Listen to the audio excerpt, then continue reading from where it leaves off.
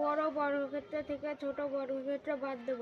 তারপরে ওই ক্ষেত্রের ক্ষেত্রফল হিসাব করব। এবার কতগুলো ইট দিয়ে বড় বর্গক্ষেত্র তৈরি করব।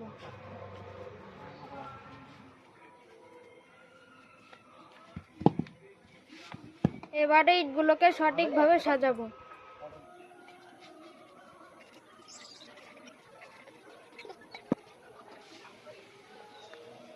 এইটা একটা বড় বর্গক্ষেত্র।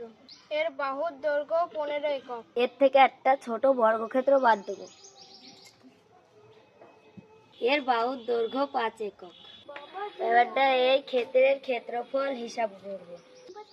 এই ক্ষেত্রের ক্ষেত্রফল এই দুটি আয়তক্ষেত্রের ক্ষেত্রফলের সমান। দুটি আয়তক্ষেত্রের ক্ষেত্রফল যোগ করে পেলাম। এরকম ভিডিও আরো দেখতে